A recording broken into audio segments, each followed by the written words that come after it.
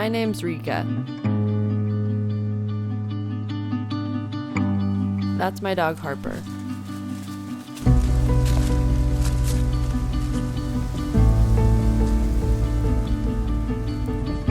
We've come to these quiet mountains of southern Wyoming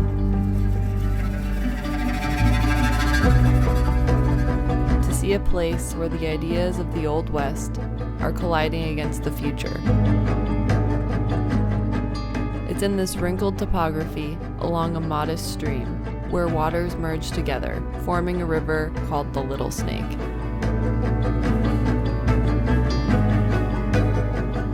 Rivers, land, and people have always pulled at my soul. But this river captured my attention like no other, with fascinating science, stories, and the controversy of a proposed dam project.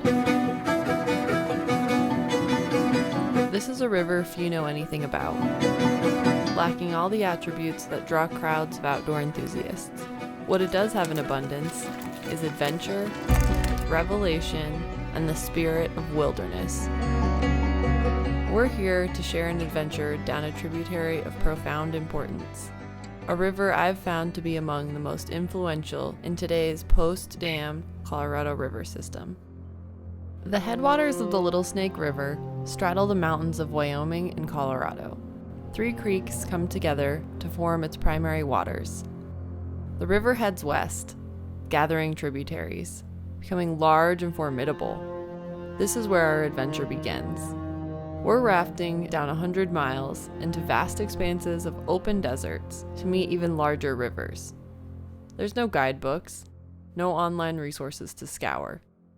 But before we get to that, let me tell you a little bit more about me. My first word was backpack. My folks were the first to put a paddle in my hands. Across my early years, being outdoors and on the river felt like home. I began to feel comfortable in the canyons and see how water is used in the arid West, where all the rivers I've ever known eventually lead to large storage reservoirs. It wasn't long before I inherited the old family raft and set out to explore even more rivers in the Southwest. This led me to the University of Wyoming to pursue a higher education in environment and natural resources. But it all began here. Learning about land and cultures through experience. Two great things happened to me while at school in Wyoming. My dog Harper, and being drawn to the Little Snake River by engaging with the state on a proposed dam project. Western water issues are shaped by 100-year-old policies, inequity, and growing uncertainty. Collectively, we struggle to find answers. But I'm going to look for a better understanding by following this river, becoming intimate with its character, and engaging with the people that know it as unique.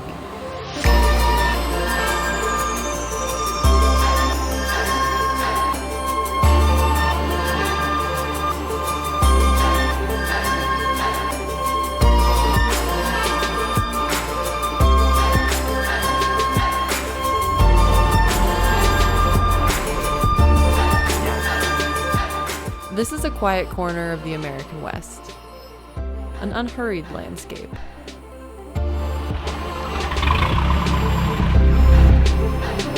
Perhaps dismissed by the recreational masses.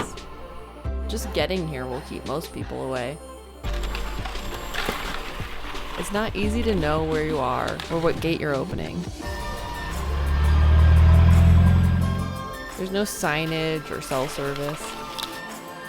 Except for a handful of ranching operations, it's public lands in every direction. Suddenly, with no warning that it's there, the Little Snake's at your feet. Like it's a secret. Which is fitting, as I've learned from the people that live out here. These stories are shaped by seclusion. The reason that we have the largest population of Colorado River cutthroat left in the state of Wyoming is because we've been fairly isolated flannelmouth suckers, round-tailed chubs. That full composition of native fish, large migratory game herds has been fairly isolated and insulated. There's roughly 800 people live in this valley today.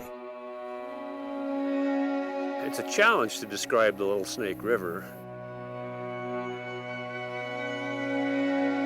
because there isn't one characteristic of that stream. It changes its face so many times. It's typical of a lot of drainages where you got a lot of water in the spring, but late summer the mountains dry out, the lowlands dry out, you got warm weather and evaporation, and that's actually a good thing because it keeps these non-native fishes that are usually predators like northern pike, smallmouth bass, channel catfish, it keeps them from getting established. And so when you look at a low flow on the lower Little Snake and you think, oh, wow, this is really bad. No, it's a good thing. The Little Snake is a classic western river. It's wide, shallow, and desolate. It lacks all the attributes that draw the recreational masses, like whitewater, slot canyons, or established access areas.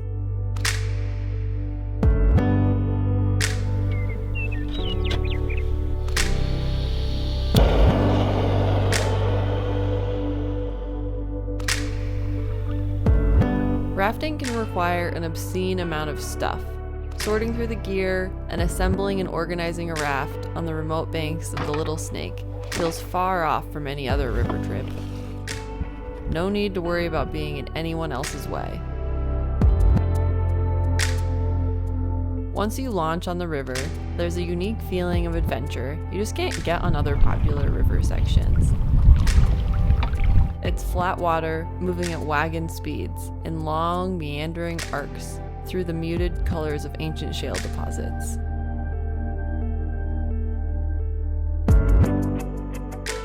There's something enjoyably unique found in floating the Little Snake. The river corridor looks scoured, as if you're floating in the wake of a large flood. Like a rare view into landscapes of the past.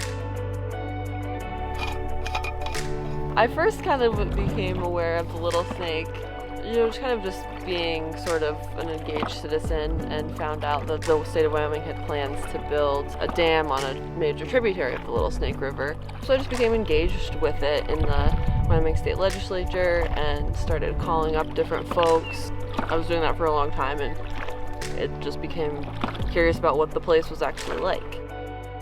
The river is fed purely by melting snow and can range from huge floods in the spring to a modest stream by late summer. Yet it could have been so different. Large irrigation projects have been proposed here for over 100 years. Today, those desires remain, but under totally different circumstances. So the vision that we have in this valley is that storage is really critically important. We think the future could be great, and if we're going to have a volatile, climate-driven, warmer future, we want to have some storage to make it work better.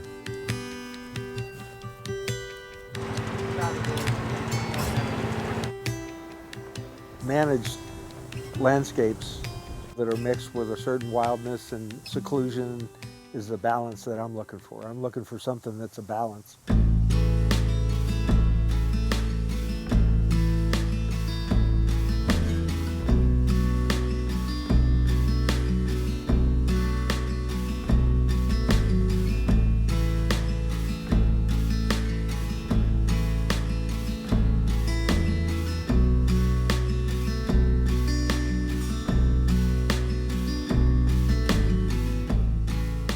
Living on this landscape has never been easy.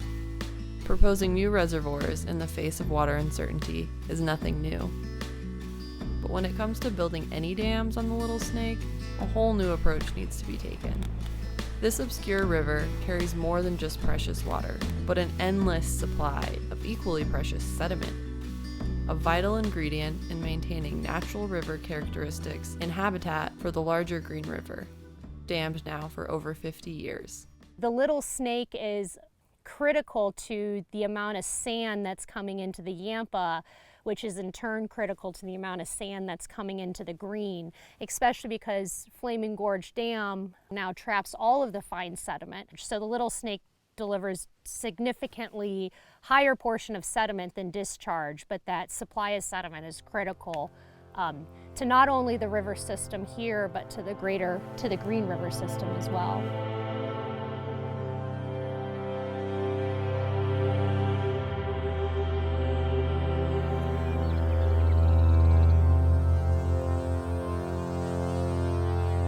Science is uncovering new revelations about this river. Not only its critical role in maintaining the health and habitat of the larger Green River, but the recognition of a massive flood some 50 years ago. A huge sand supplying event that tore out of a dry wash and on down the Little Snake. The evidence of which is still visible today.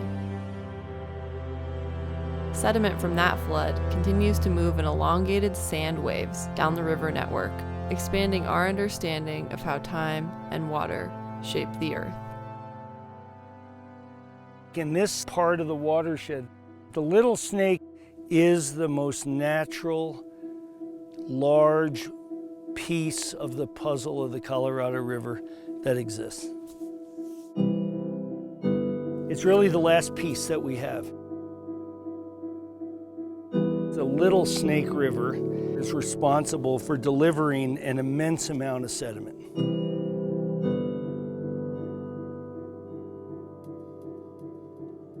All of that is what gives important characteristics all the way down through the rest of the monument below Echo Park and into the Uinta Basin and on downstream. You can see the signature. Today, there's hardly any blank spots left on the map. But if you're willing to look closely, to seek out the obscure, there's much more than adventure to gain. I was pulled down this river to better understand what's at stake from our cultural desire to build dams. Let's go! Good girl! Where you go boating? So I set out with little knowledge about what's here or where to go. And that's really interesting and special that no popular stories exist. So you're making your own. These are the final miles of the Little Snake, above the even larger Yampa River. The line where the two rivers meet spiral downstream in a slow, graceful dance.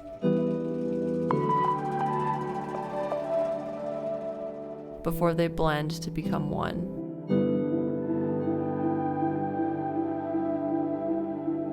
It is an impressive display of the physical earth in motion. These desert rivers are much more than just water.